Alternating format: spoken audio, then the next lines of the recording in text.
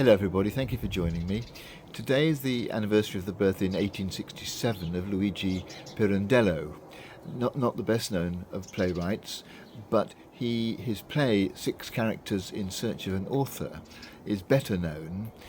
He was one of the early playwrights from the theatre of the absurd, as it was called, and there is something absurd about the plot of this play. It starts with some actors on stage rehearsing one of Pirandello's earlier plays, and then these six new characters turn up complaining that they haven't got an author or a director to turn their characters into a proper play, though they have a story that they want to tell.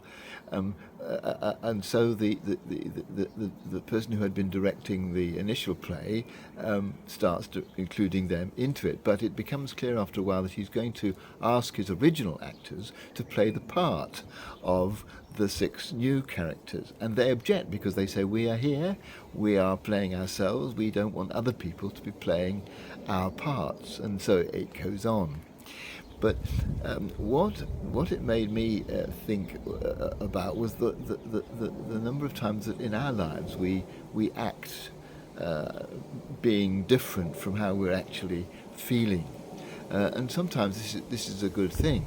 It may not be the loving thing to do, to share how we're feeling, particularly if we're feeling cross or upset. And sometimes if we're feeling overly affectionate, it may not be appropriate to express those feelings.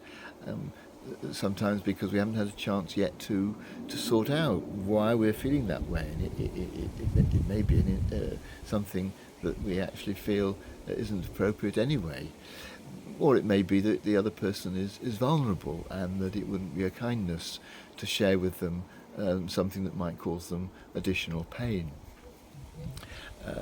But I think too there are times when we hold back, when we should be expressing our feelings, when we shouldn't be acting out a part, pretending that we are different from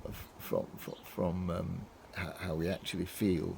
I think we don't do ourselves justice sometimes if we keep our feelings to ourselves and don't share them. It's not entirely healthy.